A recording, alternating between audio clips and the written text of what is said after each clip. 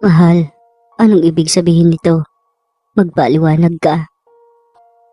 Patawarin mo ako, mahal ko, kung nagawa kong ilihim sa'yo ang tunay kong pagkatao. Hindi ko alam kung paano ko matatanggap ang bagay na ito. Ang nilalang na pinagkatiwalaan ko ng aking sarili ay hindi pala tao. Hindi ko pala kaori ang nilalang na minahal ko. Wala akong pakialam kung kalahi kita. Hayop ka, kapitan. Hindi ko matatanggap na nagawa mo sa akin iyon. Taong 1996, sa liblib na baryo sa Pampanga. Payak na pamumuhay ang nakagisna ni Wilna. Parehong agsador na magsasaka ang kanyang mga magulang. Pilit nilang pinagkakasya ang kakarampot na kinikita ng kanyang mga magulang sa pagsasaka. Sa kabila ng kahirapan na kanilang nararanasan, ay pinili ni Wilna na ipagpapatuloy ang kanyang pag-aaral. Nakapwesto ang kanilang bahay sa mismong paanan ng bundok Arayat. Mahigit 3 oras ang kailangan nilang bunuin na magkapatid bago marating ang paralan ng mga panahong iyon. Ganoon ang kailangan nilang tiisin sa pagpasok at pag-uwi mula sa paaralan. Alas 3 pa lang ng umaga ay gising na ang mga magulang at mga kapatid ni Wilna. Sabay-sabay silang kumakain ng agahan. Naunang nakatapos ng sekundarya si John at nagdesisyon na lang itong tumigil para maghanap ng trabaho. Ikaw nang bahala sa dalawang nakakababata mong kapatid. Wilna, silipin mo sila mamaya kapag nagkaroon ka ng bakanteng oras. Alamin mo naman ang ugali ni Bonso. Sigurado na iiskapo na naman sa klase kapag may pagkakataon. Ako ang bahala sa dalawang kapatid ko, tay. Sigurado na makakalaboso si Walter sa akin kapag nahuli ko siyang tumatakas sa klase. Pati naman, nakakahiya ang ginagawa mo sa akin. Hindi na ako bata pero kung bantayan mo ako ay wagas. Katawan at edad ba lang ang lumalaki? Pero yung utak mo, Walter, ay hindi. Sa katunayan, ay malala pa kumpara sa elementarya. Nagsisimula na naman kayong mag-ama. Siguradong mauuwi na naman sa sapakan ng pagtatalo niyong dalawa. Pagsabihan mo, Susan, ng bunso mong anak. Alam mo kung paano ako magdisiplina sa anak ko. Salamat nga si Walter dahil hindi niya naranasan ang hirap na pinagdadaanan ni John bago makatapos ng sekundarya. Sige na, Rodney. Ako na ang bahala kay Walter. Paano matututo ang anak natin kung palagi mong pinagbubuhatan ng kamay? Lalo lamang siyang magre-rebelde. Kanino pa magmamana si Walter kundi kay tatay? Palaging mainit ang dugo, kaya laging may kaaway. Sinabi mo pa, Wilna. Tapos magtataka ang tatay mo kung kanino nagmamana ang kanyang anak. Pasan niyo pa na mag-ina ang inyong usapan para lalo akong marinig. Malapit si Wilna sa kanyang amang si Rodney kumpara sa nakababatang kapatid. Nakapwesto ang kanilang tahanan sa paanan ng bundok Arayat kung saan ay daanan ng mga rebeldeng bandido na sumasalungat sa pamahalaan noon.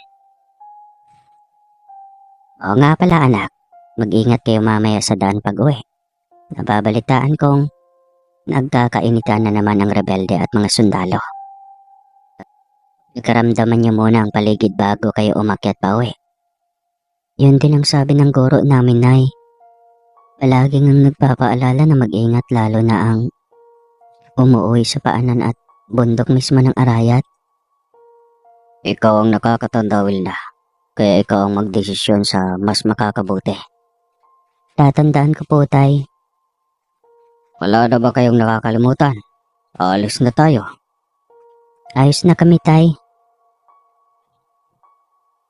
Inihatid kami ni tatay sa hangganan mismo ng bundok Arayat. Ganoon ang kanyang ginagawa tuwing umaga.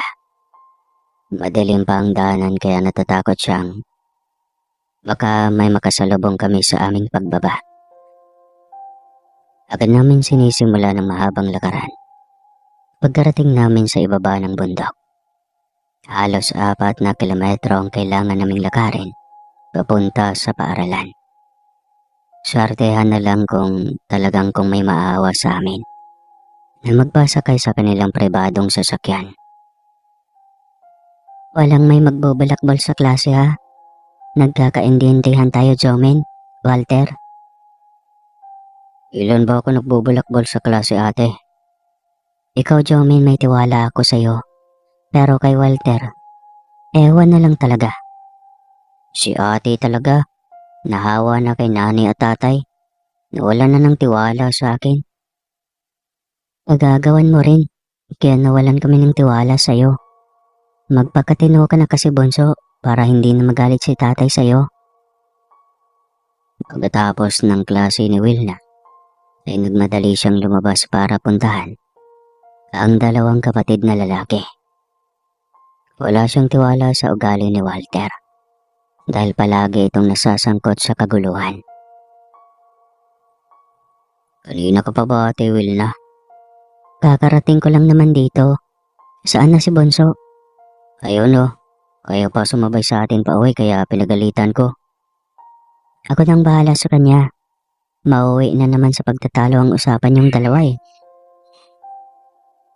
Pinapayuhan ni Wilna ang bunsong kapatid habang naglalakad. Nakikinig si Walter sa kanyang ate dahil alam niyang mahal siya nito. Ilang beses na siyang nasasangkot sa kaguluhan at kalimitan ay ipinagtatanggol siya ng kapatid.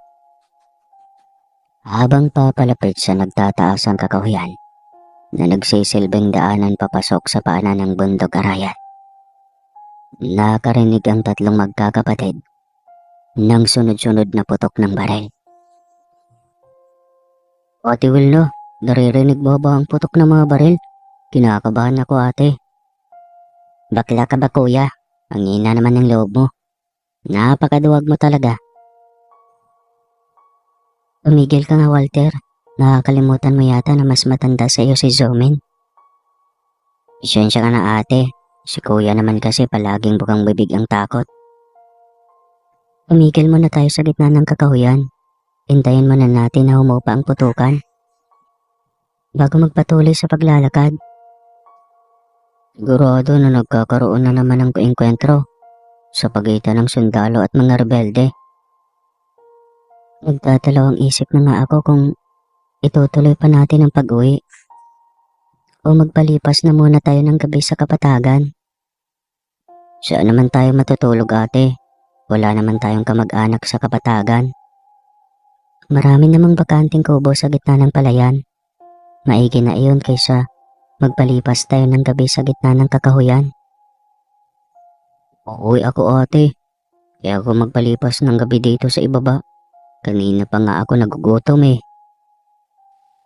Sige, hintayin na lang natin na humupa. Basta, huwag kayong maingay. Magtago muna tayo. Lumaganap ng kadiliman sa gitna ng kagubatan nang tuluyang humupa ang putukan. Naging hudyat na iyon sa magkapatid para magdesisyon kung itutuloy ba ang pag-uwi o piliin na lang ang manatili na lamang sa ibaba ng bundok. Magpatuloy na tayo, ate, sa paglalakad. Kanina pa kumakalamang sikmura ko. Tinitiis ko na lang ang gutom na nararamdaman ko. Ako rin, ate Wilna. Nanginginig na ang katawan ko sa gutom. Sige, tuloy na tayo sa paglalakad pa uwi. Pero kung ako lang ang masusunod ay pipiliin kong manatili na lamang sa ibaba ng bundok.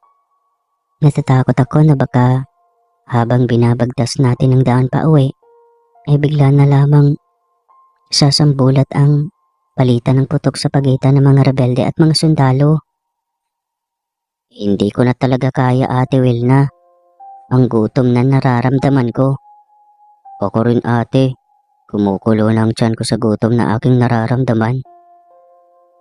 Naawa si Wilna sa kanyang dalawang kapatid, kaya kahit puno ng pangamba at takot, ay mas pinili niyang ituloy ang paglalakad. Nagkatotoo ang pangamba ni Wilna. Habang naglalakad sa matarik na bundok, ay bigla na lang nagkaputukan ulit. Kitang-kita ng magkakapatid ang nagniningas na mga balang dumadaan sa kanilang harapan. Yumuko tayo. Dumapatay sa lupa. Huwag na huwag kayong aangat. Sigaw ni Wilna sa kanyang dalawang kapatid. Hinila ni Wilna si Jomin palapit sa kanya, dahil alam na alam niyang mahina ang loob ng kapatid. Natatakot si Wilna na baka biglang tumayo na lang ito at tumakbo. Takpan mo lang ang tainga mo, Jomin. Magdasal ka lang na malampasan natin ang pagsubok na ito. Si Walter naman ay sadyang malakas ang loob.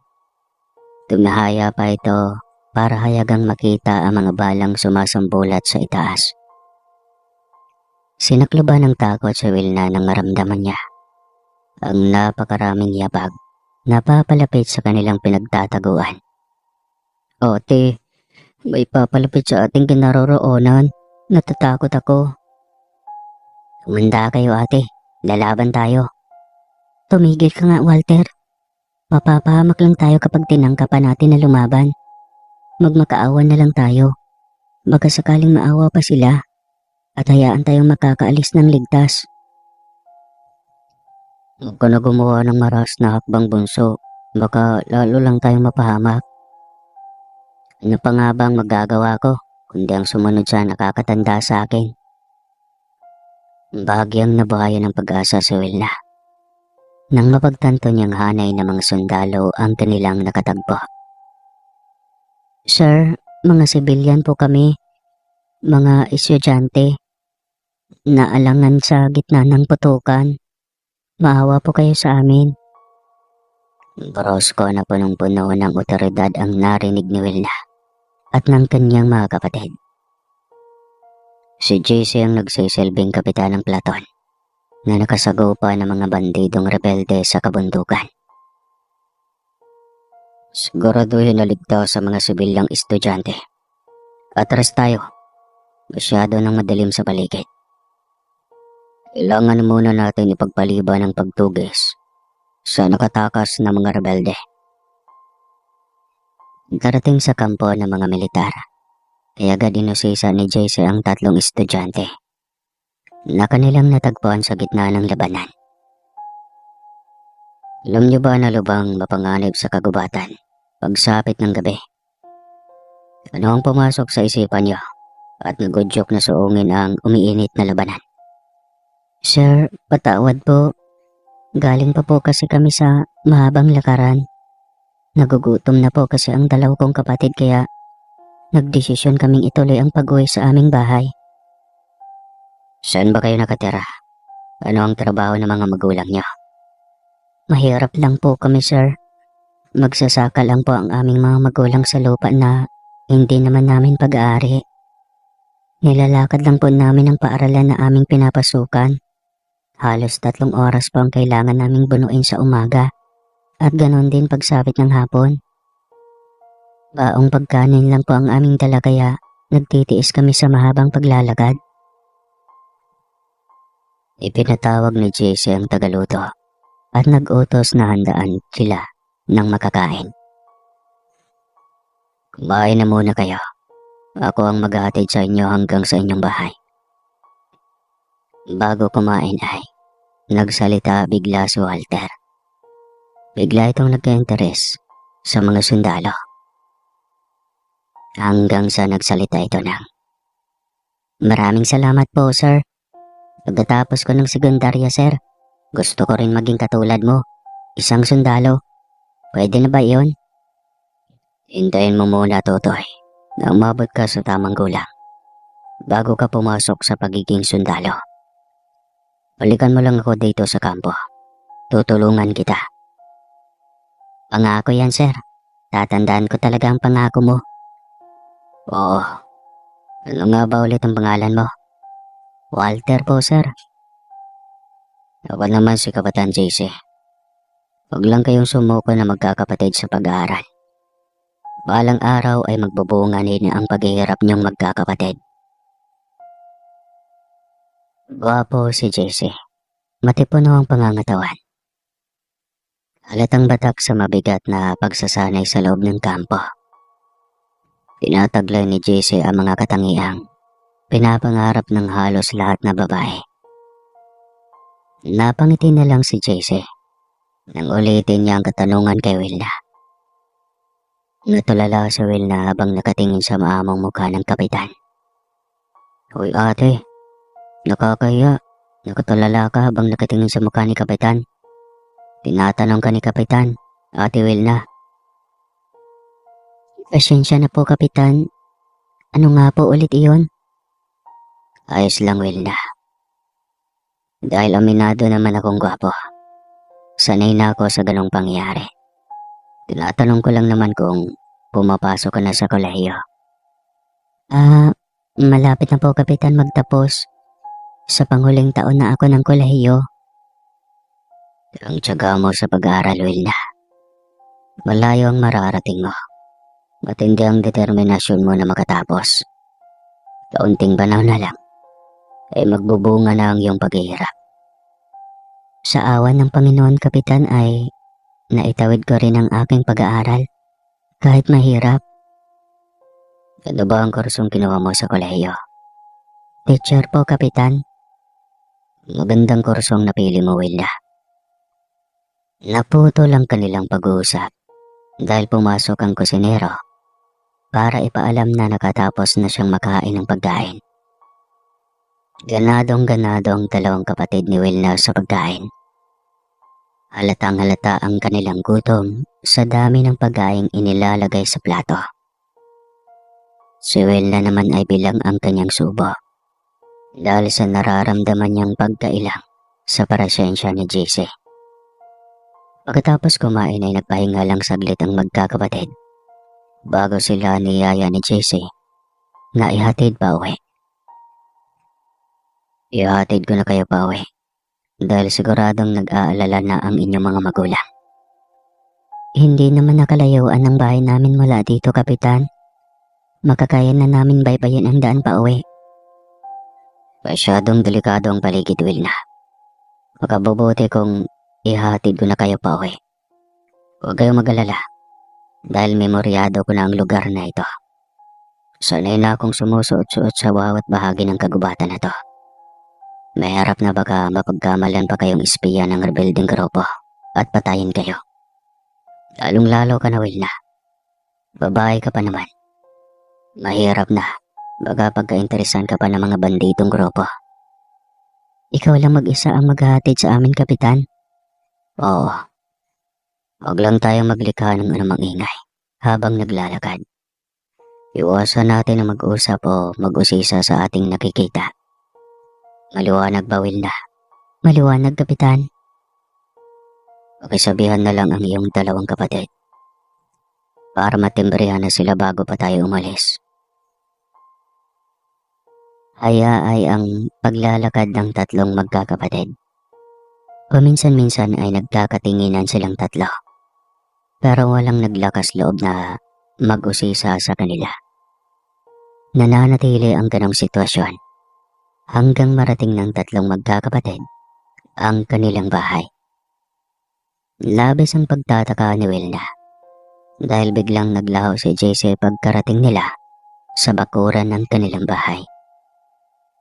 Agad kumatok si Wilna para malaman ng kanilang mga magulang ang pagdating nila. Patakbong binuksan ni Susan ang pinto para papasukin ang tatlong kapatid. Salamat sa Diyos at nakauwi kayong ligtas. Kanina pa kami nag-aalala ng ama niyo. Hinihintay lang namin na sumapit ang kalagitnaan ng gabi para bumaba ng bundok. Napagkasunduan na naming hanapin kayo sa ibaba ng bundok. Hindi madali, Nay, ang pinagdadaanan namin bago makauwi sa bahay. Mabuti na lang, natagpuan kami ng mga sundalo sa gitna ng kagubatan habang nagpuputukan. Diba, sinasabi ko na sa inyo, na huwag kayong aakyat sa bundok kapag may nangyayaring engkwentro sa pagitan ng mga sundalo at mga rebelde. Pasensya na, Tay. Hindi na talaga namin matiis ang nararamdaman naming gutom. Kaya nagpasya kaming tumuloy sa pag-akyat. Walang oras din po kaming nakaramdam bago nagpasyang umakyat tay. Nagkataon lang po talaga tay na naipit kami sa gitna ng labanan. Ano ba, Rodney? Magsisihan pa ba tayo? Magpasalamat ka na lang dahil nakauwing ligtas ang tatlo nating anak. Hindi ko lang lubos maisip kung ano ang gagawin ko kapag nagkataong napahamak kayong tatlo. Hindi ko matatanggap. Si tatay talaga. Alam ko naman po sa kabila ng paghihigpit niyo sa amin ay mahal na mahal niyo po kami. Lalong-lalo na si Walter. Ayaw mo lang mapariwara ang kanyang buhay. Sige na, maghain na muna ako para makapagpahinga na tayong lahat. Busog na po kami, Nay. Sa katunayan ay busog na busog. Ako rin, Nay.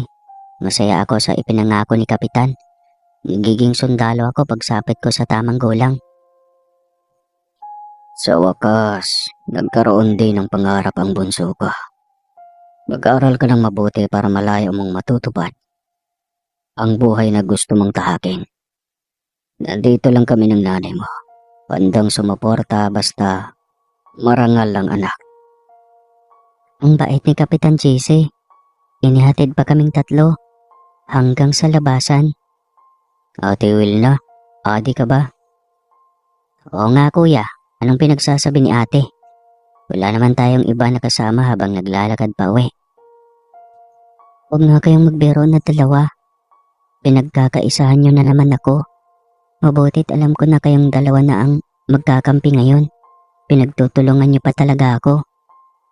Seryoso ate, hindi natin kasama sa Kapitan na naglakad pa uwi. Siguro ay lubos ka lang na humahanga sa kanya, kaya hindi matanggal sa isipan mo si Kapitan. Huwag nyo nga akong pinaglolo ko na dalawa. Hindi ako nagkakamali. Kasama natin si Kapitan na naglakad pa uwi. Ate, makinig ka sa amin. Hindi tayo inihati ni Kapitan pa uwi. Alangan naman na pareho kami ni Kuya Jomi na namamalik mata. Ano ba yan? Naguguluhan ako sa inyo. Tama na nga yan. Huwag na nanyong pagtalunan ng tungkol dyan.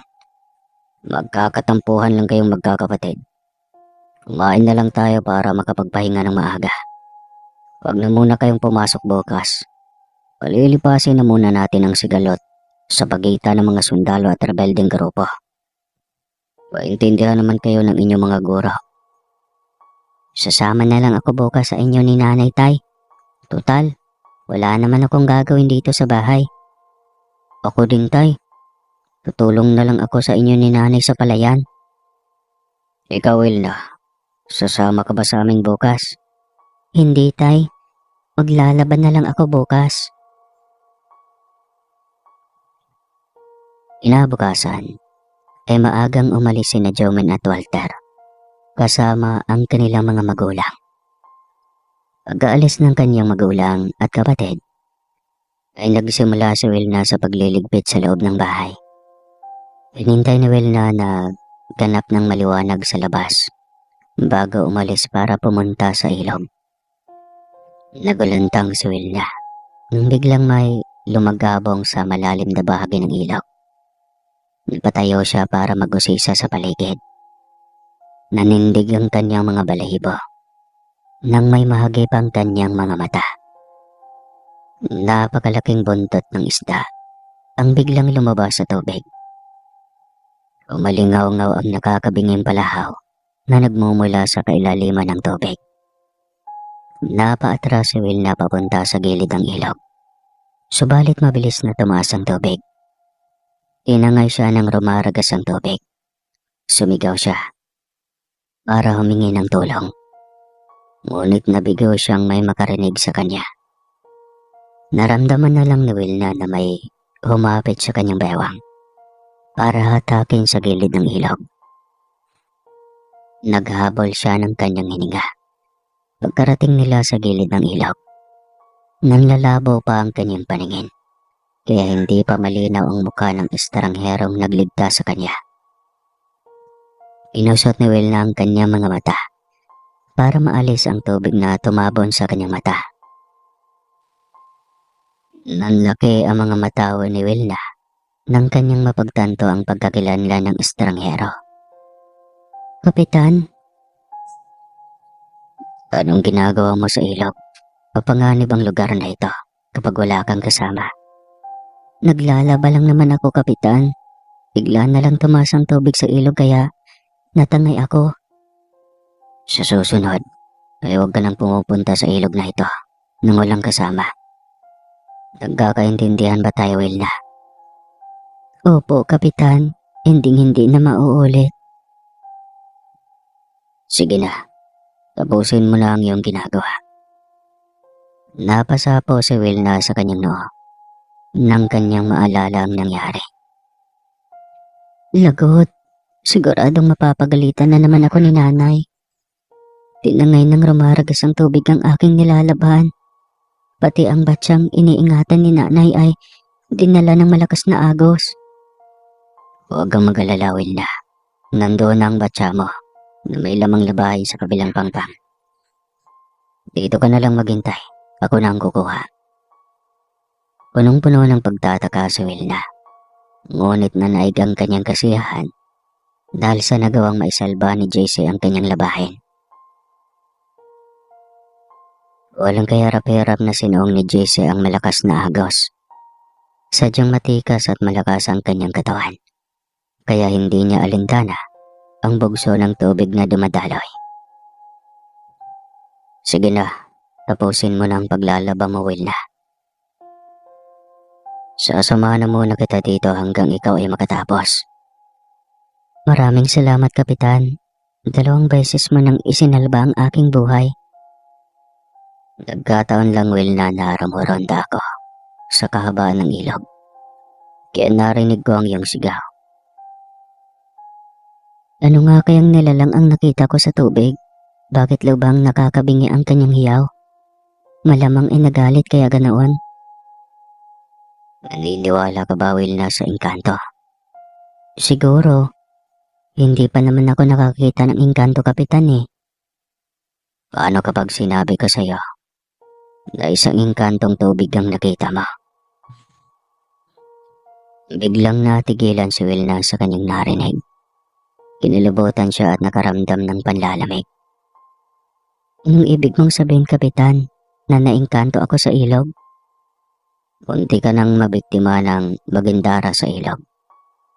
Inakala ng magindara na tinatayboy mo ang mga kalalakihang napapadako sa ilog. Paboritong pagkain ng magindara ang mga lalaking may asawa. Ano ba ang magindara, Kapitan? Ang magindara ay isang uri ng engkantong tubig. Itinuturing din silang aswang sa tubig. Mahalin tulad sila sa mga sirena. Nakakatakot naman, Kapitan. Hindi na ako muling babalik sa ilog na ito. Isama mo na lang ang 2 mong kapatid. Takot ang magindara sa binatang lalaki dahil lason ito para sa kanila. Sigurado na magtatago ang magindara sa kailaliman ng tubig kapag naramdaman niya ang presensya ng mga bata mong kapatid. Habang tumatagal na nakakasama ni Wilna si Kapitan JC, nawawala ang nararamdaman niyang hiya at pagkailang sa sundalo. Hindi niya namalayan ang oras na inabot na pala sila ng tanghaling tapat. Tanghali na pala. Kailangan ko pang magluto ng tanghalian. Kabilin-bilin na ni tatay na ipagluluto ko sila ng pagkain. Kailangan ko nang umuwi, Kapitan. Ihati na kita, Wilna, hanggang sa inyong bahay. Total, doon din ang daan ko pa uwi. Sobra-sobra ng tulong na ibinibigay mo sa akin, Kapitan. Baka isipin mo na inaabuso ko na ang iyong kabaitan. Ikaw lang naman ang nag-isip ng ganyang bagay. Trabaho kang tumulong sa nangangailangan. Lalong-lalo na ang inaabuso at nakakaranas ng kalamidad. Mapalad ang asawa mo, Kapitan, dahil may mister siyang kasing bait mo. Naghahanap pa. May nahanap na ako. Hindi lang ako sigurado kung magugustuhan niya ako. Ibig mong sabihin, Kapitan, na binata ka pa? Bakit? Hindi ba halata sa itsura ko?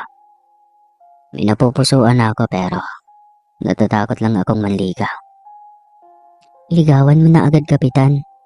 Sa katangiang tinataglay mo, Kapitan, sigurado na sasagutin ka niya agad.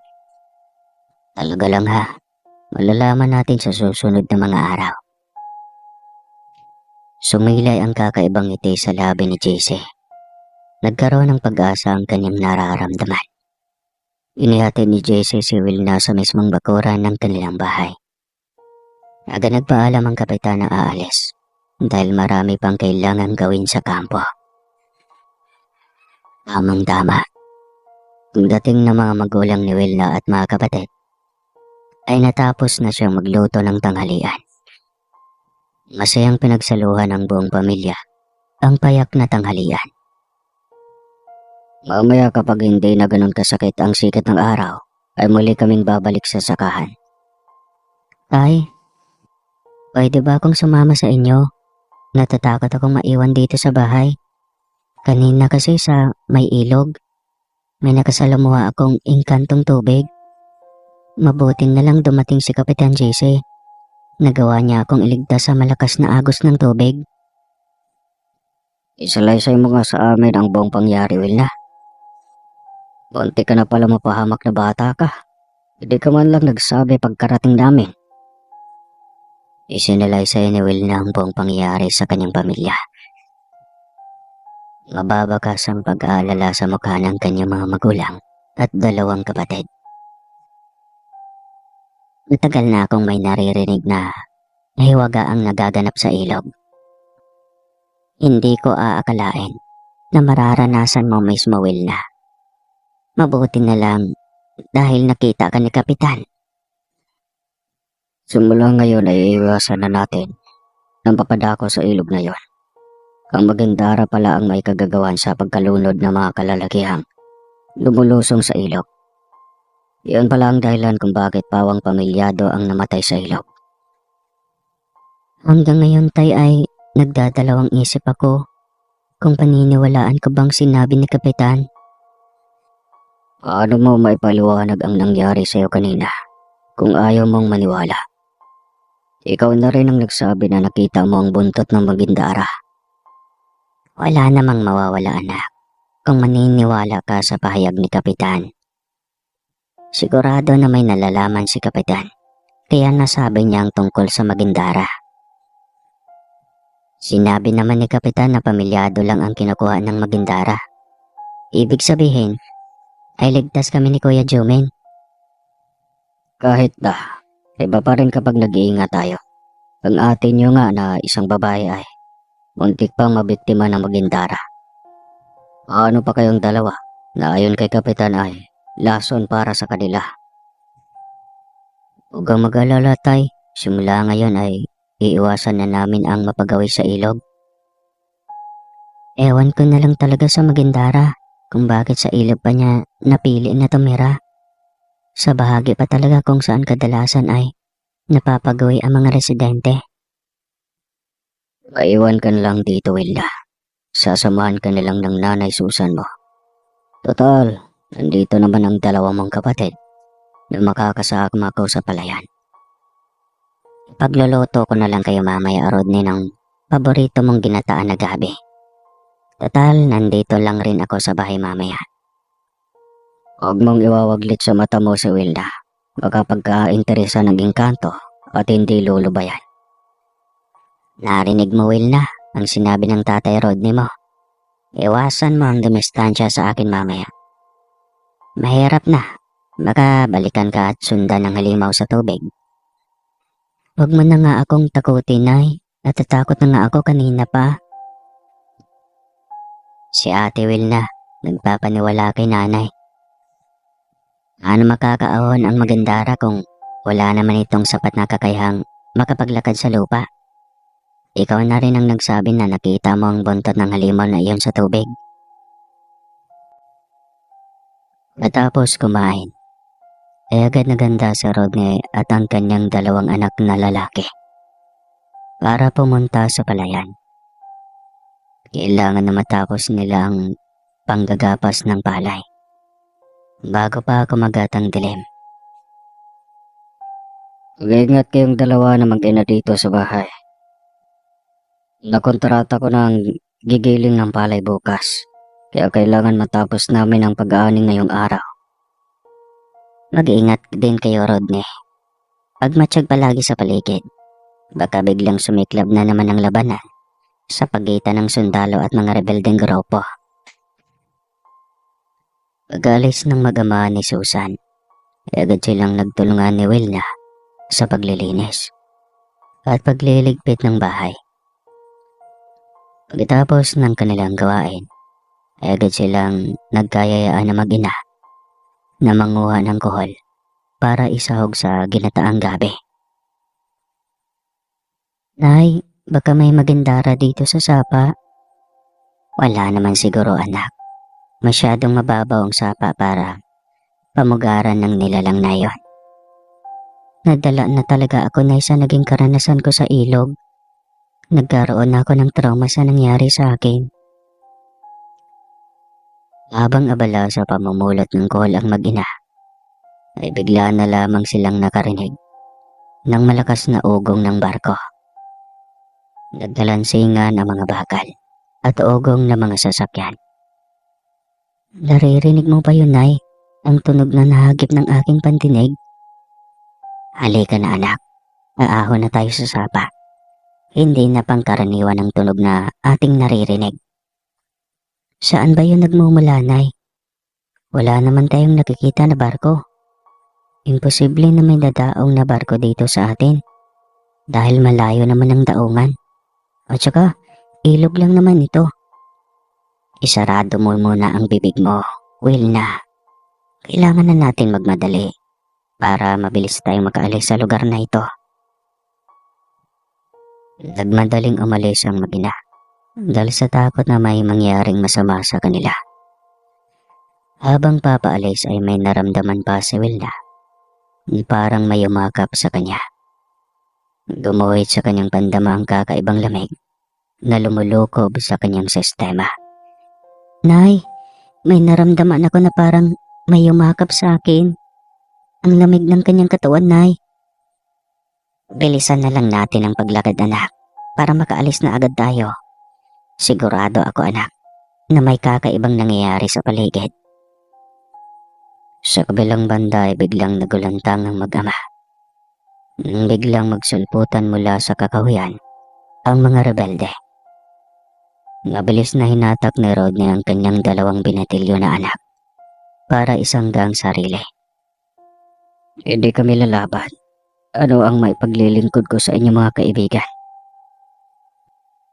Maniningil kami ng buwis. Kailangan na magbigay kayo ng kaukulang bahagi sa inaning yung palay sa samahan. Isang hamak na agsador lang kami, kaibigan. Kailangan ko pa ba sabihin sa aming amo ang tungkol dito? Bukas, babalik kami para kunin ang buwis. Sabihin mo sa amo mo na obligado siyang magbigay ng bahagi sa inaning ninyong mga palay. May karampatang parusa ang sinumang sumasalong at sasamahan. Makakarating ang inyong hinaing, kaibigan. Sasabihin ko sa aking amo ang tungkol dito. Armado ng mahaba at mataas na kalibre ng baril ang mga rebelde. Sa sobrang takot at nerbiyos na Jomin, naihi ito sa kanyang suot na pang-ibaba. Si Walter naman ay nakuha pang makipagtitigan sa mga rebelde habang nagbibigay ng babala sa kanilang ama. Ano, Utoy? May problema ka? Napahinto si Walter sa pagsasalita nang takpan ng kanyang ama ang bibig. Inikbayan siya ng kanyang ama para masigurado na hindi papalag ang kanyang anak. Pasensya na, mga kaibigan. Ako na ang bahalang magparating sa aming amo ng mensahe na gusto niyong ipaabot. Turuan mo ang anak mo kung paano rumaspeto sa nakakataas sa kanya. Sigurado na mayroon siyang kalalagyan kapag ganyan ang ugali niya. Ako na ang humihingi ng despensa sa inasta ng anak ko. Ulis na kami. Siguraduhan mo lang na nakahanda ang buwis na aming pinapataw sa mga magsasaka dito. Nabawasan ang nararamdamang takot ni Rodney nang sa wakas ay umalis ang mga rebelde sa palayan. Ay, bakit ka pumayag? Halos tumulo ang pawis at dugo sa inyong katawan. Tapos kukunin lang ng mga tusong rebelde na iyon. Sumunod na lang tayo, anak, para sa katahimikan ng ating pamilya. Lalo lang magiging magulo ang sitwasyon kapag tumanggi pa tayo sa nais nilang mangyari. Toy, umuwi na lang kaya tayo.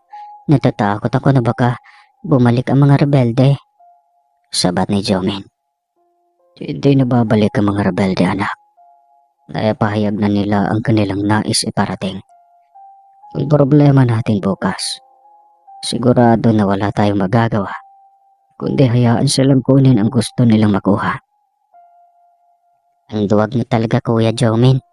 Umihi ka pa sa suot mo na short dahil sa tindi ng nervyos na iyong nararamdaman.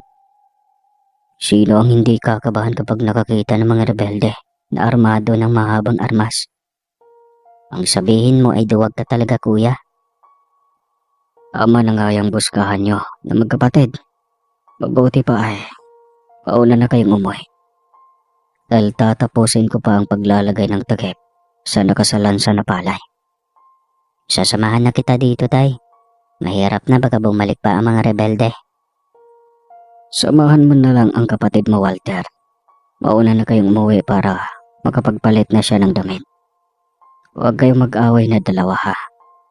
Kailangan sa ngayon ay isantabi na muna natin ang ating personal na problema. Sige na, umuwi na kayo. Mag-ingat ka dito, Tay. Hindi natin alam ang takbo ng pag-iisip ng mga rebelde na iyon.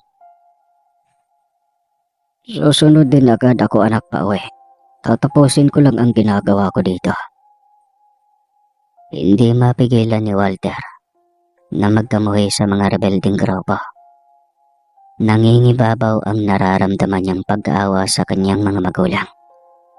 Alam niyang nagtitimpay lang ang kanyang ama para sa kanilang kaligtasan. Sandali lang, Kuya. May nais lang akong daanan bago dumiretso pa uwi. Magagalit si tatay kapag nalaman niya na hindi tayo dumiretso pa uwi.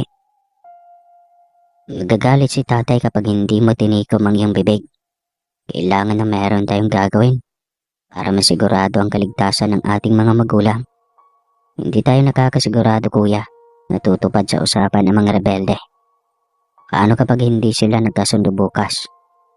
Pinilit lang ni tatay na magtimpi kanina dahil kasama niya tayong dalawa. Sa bagay, may puntong sinabi mo, Walter. Ano ba ang iniisip mo na magandang gawin? Ipapaalam ko kay Kapitan JC ang sinabi ng mga rebelde. Hingi ako ng tulong sa kanya para masigurado ang kaligtasan ni tatay at nanay bukas. Sigurado na hindi na sila papayag na sasama pa tayo bukas sa taniman dahil may pasok tayo. Uli ka na, Walter. Pupuntahan natin si Kapitan para tembrehan sa ginawang pagbabanta ng mga rebelde. Pagdating ng magkapatid sa kuta ng mga militar, ay agad ay nagilap ng kanyang tauhan, si Kapitan JC. Nangako ang kapitan na tutulungan ang kanilang magulang laban sa mga rebelde na nanggigipit sa paniningil ng buwis. Ako na ang bahala sa inyong mga magulang bukas. Manatili na lang kayo sa inyong bahay para mabawasan ang aming alalahanin. Maliwanag ba, Jomin at Walter? Liwanag, Kapitan. Maraming salamat sa iyong tulong. Pinasamahan ni Kapitan ang dalawang magkakapatid sa kanyang tauhan ng mga sundalo para makauwi ng ligtas. Pagdating sa kanilang bahay, ay nadatnan nila ang kanilang ina at kapatid na nagkukulong sa kanilang bahay. Isinasalaysay ni Walter ang kanilang mga naging karanasan at ganon din ang ginawa ni Wilda sa kanyang dalawang kapatid. Isinalaysay ng dalaga ang kahiwagaan na kanilang naranasan sa Saba. Ano bang nangyayari sa pamilya natin? Sabay-sabay ang problema na dumadating sa atin. Hindi ko alam kung ano ang uunahin ko. Sigurado na kulang pa ang ating magiging party sa buwis na ginigipit ng mga rebelde.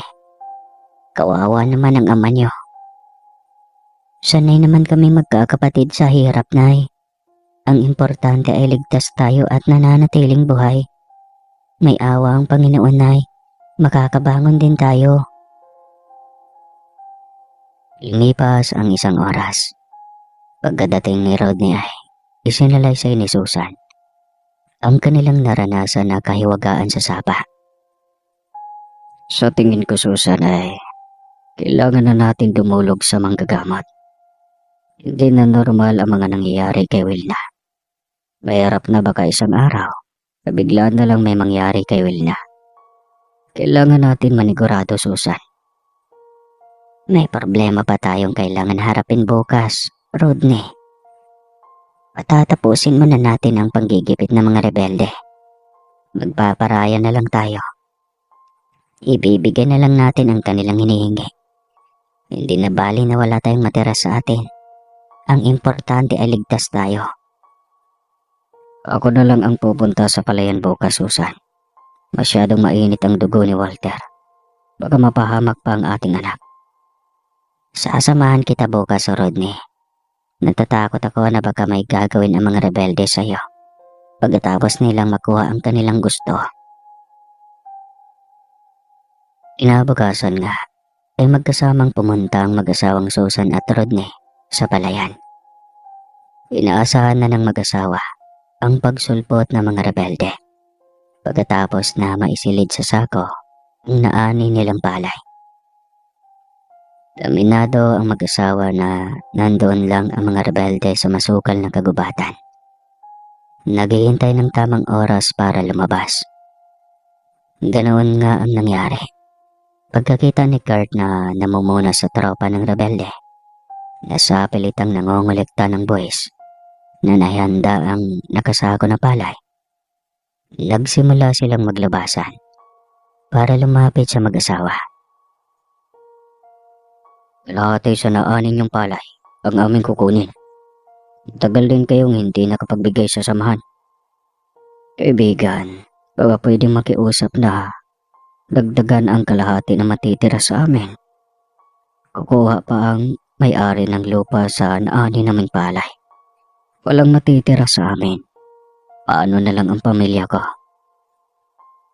Malinaw ang usapan natin kahapon.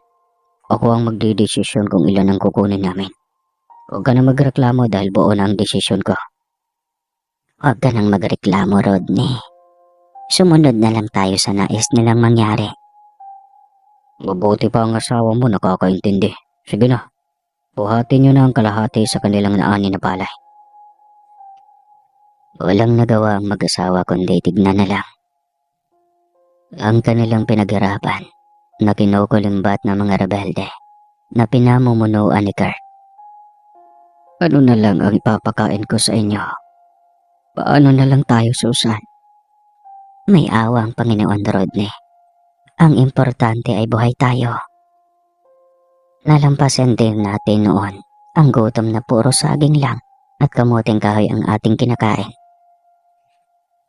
Binubuhat na ng mga tauhan ni Kurt ang naaning palay ng mag-asawa nang biglang maglabasan ang buong parsa ng mga sundalo. Walang hiya kayo. Hindi kayo naawa sa mga mahihirap na halos walang makain. Sa kanila nyo pa iaasa ang inyong pagkain. Hulihin nyo silang lahat. Mananagot kayo sa batas. Hindi na tama ang inyong ipinaglalaban. Hayop ka, JC. Sinisiguro ko na magbabayad ka. Tandaan mo yan. Yun kung makakalabas ka pa sa kulungan, Kurt. Sisiguraduhin ko na mapubulok ka sa kulungan. Sobra na ang ginagawa mo sa taong bayan. Ikaw at ang kasamahan mo ang lalong nagpapahirap sa mga kapatid nating naghihirap. Punong-puno ng takot ang mag-asawa dahil sa tensyon na namamagitan sa dalawang grupo. Napaluhod ang mag-asawang Susan at Rodney sa lupa dahil sa panghihina ng kanilang nararamdaman. Gumagapang na silang dalawa sa lupa dahil sa panginginig ng kanilang paa. Binalingan sila ni Kurt para bantaan. Sigurado ako na kayo ang nagtimbre sa mga sundalo, kaya kami nasukol. Babayad kayo mag-asawa. Ipagdadasal nyo na lang na hindi ako makakatakas dahil kung magkataon, ipupugutan ko kayo ng ulo. Wala akong alam sa mga nangyari. Hindi kami nagsumbong sa mga sundalo. Hindi ko lang duwag, kundi sinungaling ka pa. Napadaing si Kurt nang dumapaw sa kanyang katawan ang mabigat na sapatos ni JC. Paulit-ulit siyang sinipa ng binatang sundalo habang nagpapagulong-gulong sa lupa. Tumayo ka dyan. Tignan natin kung hanggang saan ang tapang mo. Ang mahina lang at mahirap ang kinakaya-kaya mo. Ako ang subukan mo. Tumayo ka. Dumating ang sasakyan ng mga sundalo at isa-isang isinakay ang mga rebeldeng grupo na nahuli. Si Kurt naman ay bugbog sarado kay JC dahil sa pagbabanta na ginawa niya sa mag-asawa. Maraming salamat, Kapitan. Pero natatakot pa rin ako para sa aking pamilya. Paano na lang kung balikan kami ng bandidong grupo? Huwag kang matakot, tatay. Simula mamayang gabi ay pababantayan ko sa aking mga tauhan ang paligid ng inyong bahay. Dalhin niyo na sa inyong bahay ang naaning palay. Nararapat lang sa pagkainan niyo mapunta ang inyong pinaghirapan. Ilang beses mo nang iniligtas ang aking pamilya, Kapitan. Maraming salamat talaga. Sakaling bakante kayo mamayang gabi, pumunta kayo sa bahay para kahit sa munti naming paraan ay masusuklian man lang namin ang inyong kabaitan. Maghahanda ako ng munting salo-salo. Hindi ko tatanggihan ang imbitasyon mo, nanay. Mamayang gabi ay sasaglit kami sa inyo. Aalis na kami, Kapitan. Kailangan ko pang kumatay ng manok para may pagsaluhan tayo mamaya. Sige, tatay. Huwag na kayo mag-alala masyado, ha. Ang makakaya nyo lang ay handa para sa amin. Yun lang. Kinagabihan nga ay nagbisita si JC at iilan sa kanyang tauhan. Hindi maisama ng kapitan ang buong tropa dahil walang maiiwan sa kampo. Nagdesisyon na lang si Susan na ipagbalot ang natitirang pagkain para ipadala sa kampo. Naunang umuwi ang tauhan ni JC. Naiwan ang binatang kapitan para makipag-unuman kay Rodney at dalawang binatilyo na kapatid ni Wilna. Kasundong-kasundo ni JC ang bunsong kapatid ni Wilna. Sa katunayan ay walang hinto ang pagtatanong nito tungkol sa pagsusundalo. Malugod naman siyang sinasagot ni JC dahil batin ng kapitan na buong loob nito na pumasok sa pagiging sundalo. Simula ng araw na iyon ay napansin ng mag-asawang Rodney at Susan na halos araw-araw na hatid sundo ng sundalong kapitan ang kanyang tatlong anak. Wilna, imbitahan mo nga mamaya si kapitan. Gusto namin siya makausap ng nanay mo. Ako na ang bahala mag-imbita kay Kapitan Tay. Pupuntahan ko siya ngayon din sa kampo. Gusto mo lang ng dahilan, Walter, para may rason ka na pumasok sa loob ng kampo. Hayaan mo ko, kuya. Balang araw ay hindi ko na kailangan maghanap ng dahilan para pumasok ng kampo. Kinagabihan nga ay dumating si Kapitan JC na nag-iisa. Magandang gabi po sa inyo. May problema ba, Tay? Wala akong problema, Kapitan. Ikaw, baka may gusto kang sabihin sa akin. Matalinong tao si JC, kaya kaagad niyang nakuha ang nais tumbukan ni Rodney. Napangiti ito bago magsimula sa pagsasalita. Nahalata niyo na pala, Tay. Sige. Hindi na ako magpaligoy-ligoy pa. Gusto ko mangligaw kay Wilna. Pwede po ba? Napahinto si Wilna sa kanyang ginagawa dahil sa narinig. Napahakbang si Wilna palabas ng sala para siguraduhin na tama ang kanyang narinig. Gusto mo manligaw sa akin, Kapitan? Sigurado ka ba?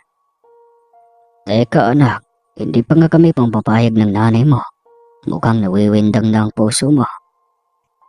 Si tatay, pinapahiya ako.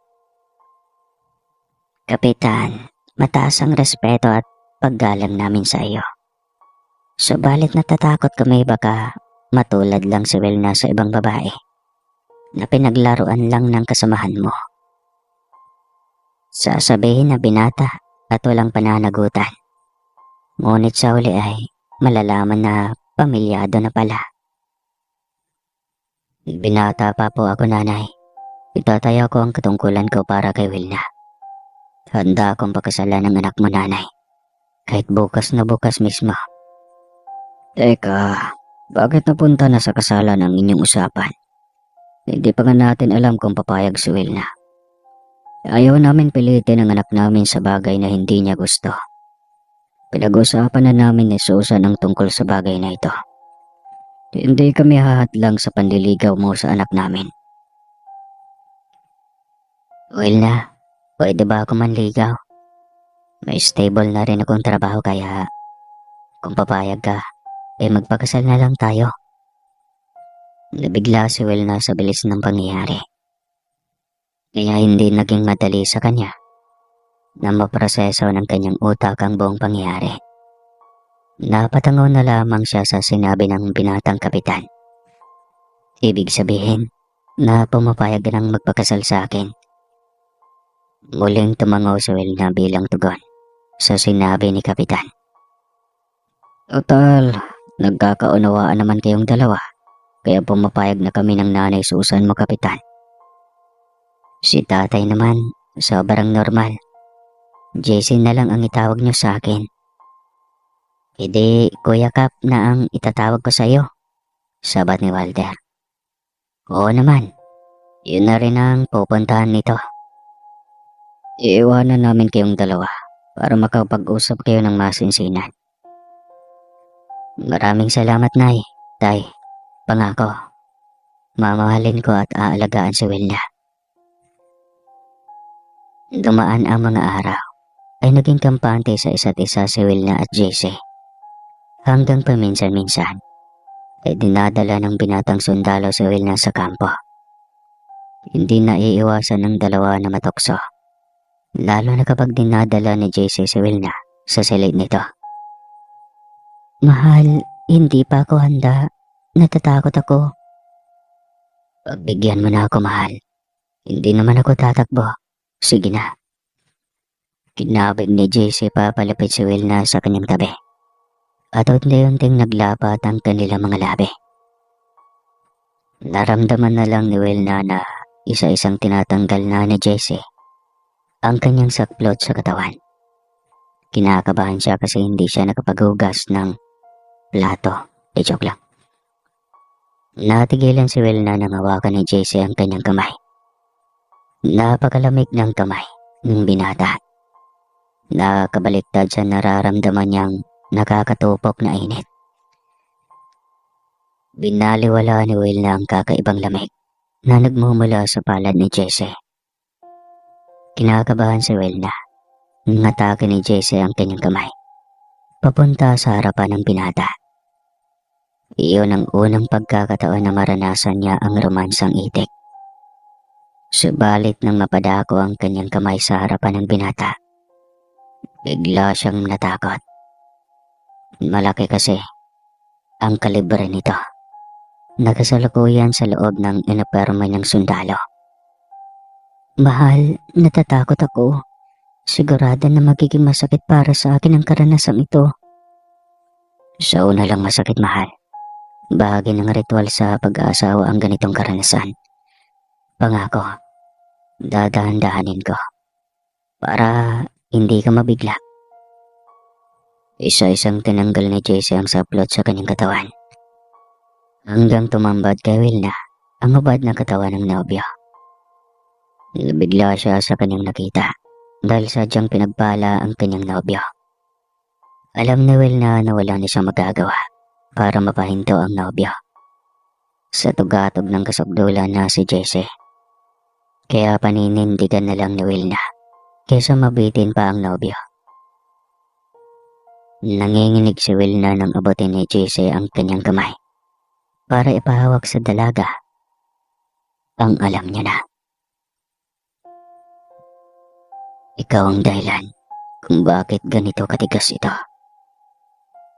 Napabitaw si Wilna ng kanyang naramdaman. Ang lamig na nagmumula sa matigas na hinaharap ng binata. Bakit parang malamig pa sa bakal, mahal? Hindi na bali, mahal. Bumawi naman sa katigasan. May sa bakal naman katigas eh. Ganun talaga, mahal. Kinakabahan kasi ako kaya ako nilalamig. Napasinga pa si Jason nang maramdaman niya ang mainit na palad ni Wilna na humahagod sa kanyang harapan. Hindi na pinansin ni Wilna ang kakaibang estado ng katawan ni Jesse. Malamig ang katawan ng binatang sundalo na mahintulad sa isang bangkay. Nakakataon ang atensyon ni Wilna sa ginagawa ng binata, kaya hindi na niya pinansin ang kakaiba kay Jesse. Nangingibabaw ang takot sa kanyang dibdib dahil nararamdaman niya ang unti-unting pagtagos ng matigas na bagay sa kanyang kaloob-looban. Ramdam na ramdam ni Wilna ang pagkasira ng tabing na makapatotoo sa kanyang pagiging inosente. Himpit na daing at iyak ang maririnig sa dalaga. Nararamdaman ni Wilna na parang nawalan siya ng malay nang tuluyang maipasok ni Jesse ang buong buo, ang tandang ng kanyang pagiging barako. Yumakap si Jesse sa nobya at ginarawaran ng halik hanggang maramdaman ni Wilna na unting-unting nawawala ang sakit. Doon na nagsimula si Jesse na abutin ang alapaap hanggang sabay nilang maabot ni Wilna. Tahimik lang si Wilna habang ibinabalik ang saplot sa kanyang katawan. Napako ang tingin ni Wilna sa nobyo dahil mababanaag ang katawan nito sa dilim. Hindi nakatayo si Wilna kaya inusay sa ang nobyo. Bakit ganyan ang katawan mo, mahal? Wala akong mararamdaman na init sa iyong katawan. At bakit lumiliwanag ka sa dilim? Ganito na ako, mahal, noong ipinanganak. Wala namang mali sa akin, maliban sa kakaiba kong kondisyon. Bakit, mahal? Nagbago na ba ang isip mo dahil sa iyong natuklasan? Hindi naman, mahal. Mababaw na dahilan. Nagtataka lang ako dahil ngayon lang ako nakatagpo ng kagaya mo. Hayaan mo na, mahal. Huwag mo nang isipin ang sinabi ko. Sigurado, mahal, na lalagnatin ka mamaya. Huwag ka matakot dahil normal lamang iyon kapag una. Inihatid ni Jesse si Wilna pauwi ng kanilang bahay. Ipinagtapat ni Jesse sa mga magulang ng dalaga na mayroon ng nabagitan sa kanilang dalawa. Ayaw ni Jesse na magdulot pa ng pangamba at takot sa magulang ng nobya kapag dinapuan ito ng lagnat. Ipinangako naman ni Jesse na paninindigan ang ginawa at handa itong pakasalan ang dalaga anumang oras. Nasa tamang edad na si Jesse para magdesisyon sa kanyang sarili. Humanga si Rodney sa angking ugali ng kapitan. Dahil sa halip na itago ay pinili nitong ipagtapat sa mga magulang ng nobya ang nangyari. Hindi madali ang pinagdaanan ng anak natin, Susan. Kaya hayaan mo muna magpahinga. Dumaan ka rin sa ganong sitwasyon noong magkasintahan pa lang tayo. Naintindihan ko. Tigilan nyo ng dalawang pag-uusap sa ganong bagay dahil nakikinig sina Walter at Jaumin. Mahirap na baka maengganyo pa ang dalawa kong binatilyo na subukan. Inabukasan ay isinama ni Jesse si Wilna sa bayan para magpakasal. Ilala si Jesse ng nakaupang mayor kaya agad niyang ikinasal ang dalawa. Ngayon, hindi mo na kailangan mangamba kung may hantungan ba ang ating relasyon. Hawak mo na ang kaparasong papel na magpapatunay na ibinigay ko na ang pangalan ko sa iyo ng buong buo. Magagawa mo na ang lahat sakaling takbuhan kita. Salamat, mahal. Hindi mo lang alam kung gaano kahalaga sa akin ang iyong ginawa. Dumaan na si JC sa bayan para bumili ng pagkain na maaari nilang pagsaluhan. Pagkatapos ng kanilang kasal ni Wilna, ay agad nang bumalik si JC sa kampo para balikan ang naiwang trabaho. Agad kinabahan si JC nang sinalubong siya ng tauhan para balitaan sa nangyaring pagtakas ni Kurt. Habang binabiyahe daw si Kurt sa kulungan, ay tinambangan ang mga pulis na bumabantay sa kanya. Mabilis na itinakas ng mga rebelde si Kurt pabalik sa kabundukan. Imberyahan ang kalapit na kampo ng militar para masuyod ang buong kabundukan. Kailangan na mahuli agad si Kurt bago pa siya tuluyang makatakas. Aalis lang ako saglit. May kailangan lang akong puntahan. Dahil sigurado na sila ang unang pupuntahan ng puganting rebelde. Mabilis ang takbo ni Jesse pabalik sa bahay ng kanyang asawa.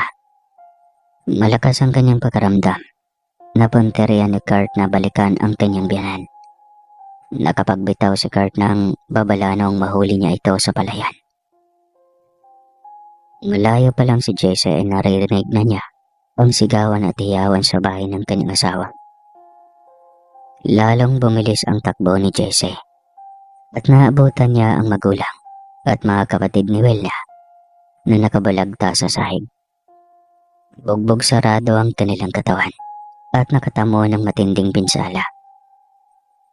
Walter, saan ang ate mo? Ano ang nangyari kay Wilna? Kuya, tinangay ng rebelding grupo si ate. Tulungan mo siya, kuya. Iligtas mo si ate Wilna.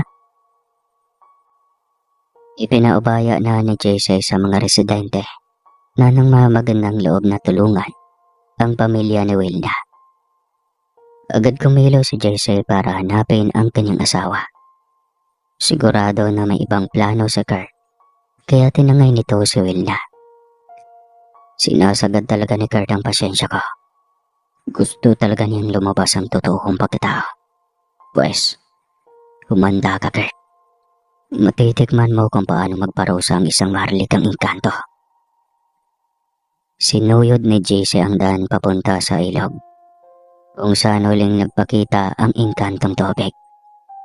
Pagkalapit ni JC sa ilog, ay agad umalingaw-ngaw ang matinis na palahaw ng magindara. Nagsimulang kumanta ang mga magindara sa pamamagitan ng kanilang boses na lubhang nakakadala. Nagmamadali ako magindara. May nais akong malaman, kaya ako naparito. Lumusong ka sa batis ng karunungan para makuha mo ang sagot. Paano ako makapunta sa batis ng karunungan? Hubarin mo ang iyong saplot sa katawan. Kailangan na lumusong ka sa batis ng karunungan na kalintulad noong sumibol ka sa mundo ng mga engkanto. Mauta ka talaga magindara. Gusto mo lang makita ang hubad kong katawan. Subalit para sa aking asawa ay pagbibigyan kita. Nagmamadaling nagubad si Jesse ng damit at agad na lumusong sa ilog. Dinala siya ng magindara sa kailaliman ng ilog. Hinayaan lang ni Jesse ang magindara na hawakan ang kanyang katawan habang lumalangoy silang dalawa papunta sa batis ng karunungan na binabantayan ito. Mahilig ang magindara sa engkantong maitsura, lalong-lalo na sa kagaya niyang gwapo at matikas ang pangangatawan. Lumusong ka na sa batis ng karunungan, maharlikang engkanto. Dadalhin ka ng batis sa lugar na kinaroroonan ng pinakamamahal mong babae. Mag-ingat ka lang, maharlikang engkanto, dahil tumatagos ang tanso at pulbora sa ating katawan. Maaaring ikamatay ng kagaya natin na engkanto kapag napinsala ng ganong bagay. Naintindihan ko magindara. Mag-ingat ka dito. Pagdalusong ni JC sa batis ng karunungan, ay dinala siya nito sa isang kampo na may nakatirik na maliliit na kabahayan. Sigurado si JC na naroon siya sa kampo ng mga rebelde. Bumalik na ang kanyang wangi sa pagiging ganap na engkantong abyan o bulaw. Mga engkanto na tila anak araw na napakaputi. Ang mga buhok ay puti o ginintuan. Bulaw o bulawan ang ibang tawag sa abyan dahil sa kulay ng buhok. Tila mga bata o hindi tumatanda. Ang matandang abyan ay tila binatilyo o dalagita pa rin. Gumagabay sa mga mabubuting tao ang abyan. Ang lalaking abyan, kapag umibig sa mortal, ay dadalawin at liligawan niya ito sa panaginip. At sa panaginip maaring mabuntis ang babae na parating kambal ang anak o ipinagbubuntis. Ang isang anak ay ipapanganak na anak araw o nakaputi sa mundo ng mga tao, habang ang kambal nito ay kasabay na ipapanganak sa mundo ng mga engkanto. Si JC ay hindi na purong engkanto na bulaw dahil nahaluan na siya ng dugong mortal. Iyon ang dahilan kung bakit may kakayahan siyang gayahin ang wangis ng isang mortal. Matagal na rin sinusuyod ni JC ang mundo ng mga tao para hanapin ang kanyang kakambal na kasabay niyang ipinanganak. Ginalugad ni JC ang lahat ng kubo na naroon sa tagong pamayanan ng mga rebelde. Nakita niya si Wilna na nakagapo sa isang silid doon. Si Kurt naman ay tumutungga ng alak at walang suot na pangitaas. Hayop ka, demonyo. Pagkawalan mo ko. Sapat ka ng kabayaran sa ginawa ng magulang mo sa akin. Hindi ko naman alam na may magandang anak pala ang mag-asawa. Sana matagal na kitang dinala dito sa kuta para gawing asawa. Gagawin kitang palahian ko bilang parusa sa ginawa ng magulang mo. Patayin mo na lang ako. Ayaw ko. Maawa ka. Ano pa ang magagawa mo? Sumunod ka na lang sa gusto ko. Sasarapan ko naman ang gagawin natin. Pag-aralan mo na lang kung paano tugunin ang pangangailangan ko. Baka magbago pa ang pakikitungo ko sa iyo. Magbabayad ka. Hinding-hindi ka mapapatawad ng mister ko. Tutugisin ka ni JC saan ka man pumunta. Mukhang umaayon sa akin ang kapalaran. Hindi lang pala ako makaganti sa magulang mo, kundi pati sa hambog na kapitang iyon. Ikaw pala ang asawa ng hayop na sundalong iyon. Alam mo ba kung ano ang ginawa niya sa akin? Binugbog niya ako ng walang kalaban-laban. Ikaw ang magbabayad sa kasalanan ng ginawa niya sa akin. Dinig na dinig ni JC ang lahat mula sa labas. Sinasadya niyang huwag magpakita. Dahil balak niyang magsalisi para maitakas ang kanyang asawa ng ligtas. Inalabas ni Kurt ang kanyang kasamahan na umiinom at nagsimula na siyang gumawa ng kahalayan kay Wilna. Hindi kinaya ni JC ang nakikita, kaya palihim itong pumasok at inundayan ng magkakasunod na palaw si Kurt. Aga namang nakaramdam ng takot si Wilna dahil wala siyang may nakikita na maaaring may kagagawan sa nangyayari kay Kurt. Lalo pa siyang kinalabutan nang maramdaman niyang may tumatanggal ng kanyang tali sa paa at kamay. Sino ka? Bakit hindi kita nakikita? Pamilyar kay Wilna ang lamig na dumadampi sa kanyang katawan. Pati ang malakas na presensya ni JC ay nararamdaman niya. Hindi siya nagkakamali. Nararamdaman niya ang kanyang mister. JC, alam kong ikaw yan. Ano ang nangyayari? Bakit hindi kita nakikita? Walang sagot na narinig si Wilna. Sa halip ay naramdaman niya ang mahigpit na pagkahawak ni JC sa kanyang kamay. Hinatak siya nito palabas sa kubong iyon. Anong nilalang ka, JC? Bakit may kakayahan kang ikubli ang iyong sarili? Hindi sumagot si JC. Sa halip ay nakatuon ang kanyang atensyon sa pagtakas. Gusto niyang ilayo si Wilna sa lugar na iyon para tumakas. Nagkamalay si Kurt at agad siyang tumakbo at sumigaw. Naharangan ang daanan para hindi makatakas si Wilna. Nakatutok ang baril sa daanan ni Wilna at Jesse. Dahilan para mapilitang tumigil ito sa pagtakbo. Barilin niyo kapag nagpamalit na tumakas. Batid ni Jesse na seryoso si Kurt sa utos nito sa kanyang tauhan. Mayroong nangyayari na kakaiba dito. Ipatawag ang babaylan dahil nakakasiguro ako na may hindi pangkaraniwan na nagaganap. Mabilis na inaharap kay Kurt ang matandang babaylan na tinatawag nila sa pangalang Bayang. May gabay ang babaeng dinukot mo, Kurt. Isang engkantong abyan o bulawan. Bulaw? Natatandaan ko pa ang sinabi mo noon sa akin. Sinabi mo na mayroon akong kakambal na bulaw. Tama ka, Kurt. Kalahi mo ang nangangahas na itinakas ang babaeng dinukot mo. Gamit ang angking kaalaman ni Bayang, nagawa niyang makalas ang tagabulag na ginagamit ni Jesse para maikubli ang kanyang sarili. Mahal, ano ang ibig sabihin nito? Magpaliwanag ka. Patawarin mo ako, mahal, kung nagawa kong ilihim sa iyo ang totoong pagkatao.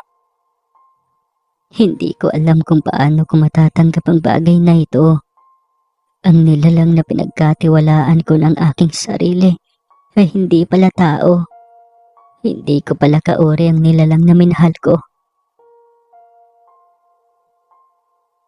Wala akong pakialam kung kalahi kita. Hayop ka, Kapitan.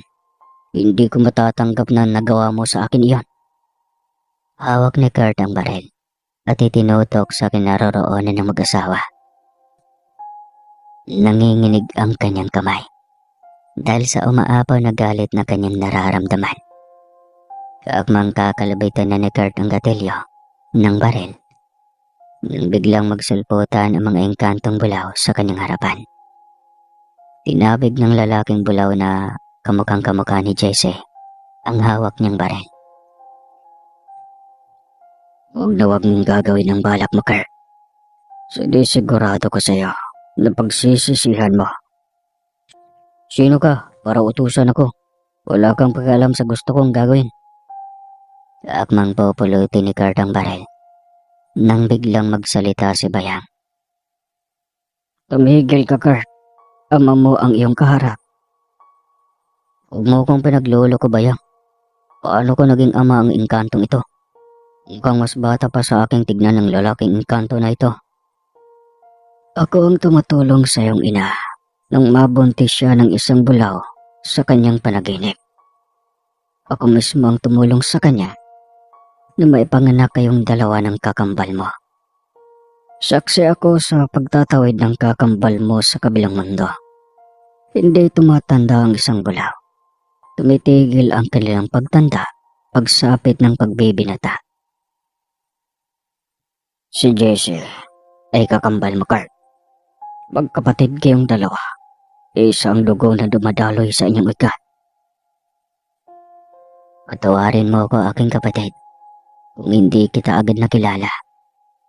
Maniwala ka. Ikaw ang dahilan kung bakit napadpad ako sa mundo ng mga tao.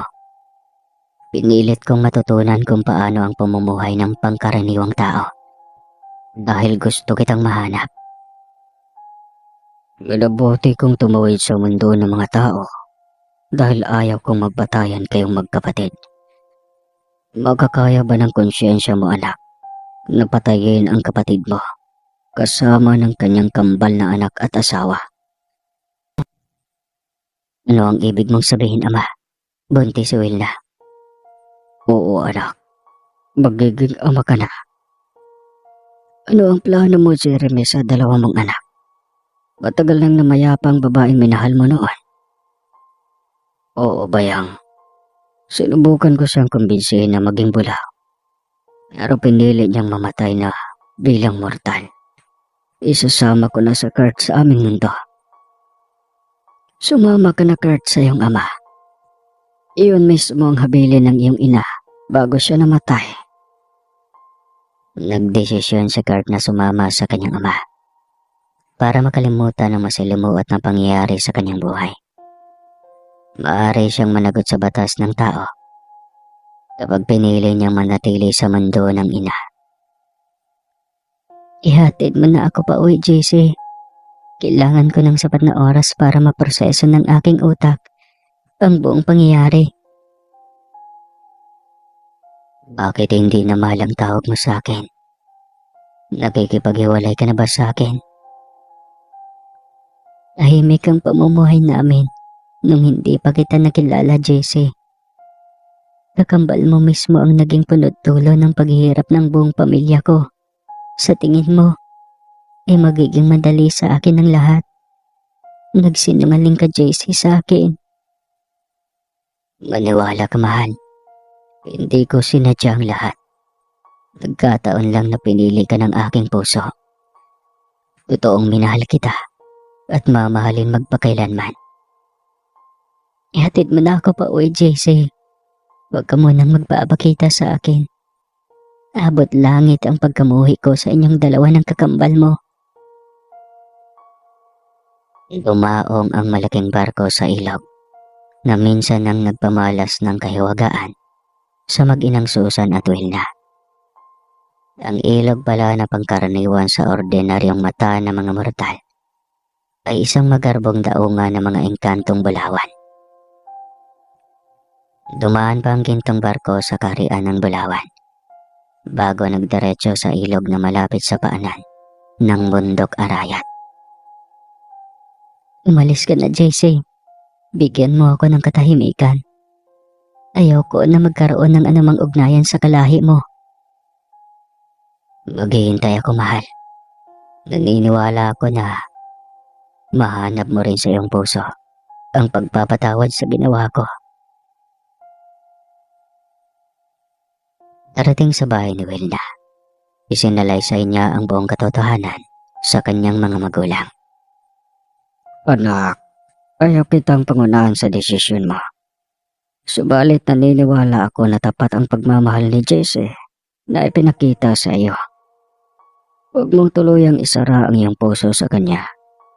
Magkakaroon na kayo ng 2 anak at ayaw kong lumaki ang aking apo na walang kinikilalang ama. Tama ang ama mo, anak. Kailangan ng anak mo ang ama na lubusang nakakaalam sa katulad nila ng mga engkanto. Nangangamba ako sa kanilang kaligtasan, kaya makakabuti kung may amang nakagabay sa kanila. Napagtanto ni Wilna na may punto ang sinasabi ng kanyang mga magulang. Inutusan ni Wilna si Walter. Napuntahan si JC sa kampo. Umuwi si Walter na bitbit ang isang bag na ayon sa tauhan ni JC ay pinapabigay ng kapitan. Nag-awol na umano si JC sa serbisyo at pinili na umuwi sa kanila. Biglang nanghina si Wilna at agad siyang napaupo habang umiiyak.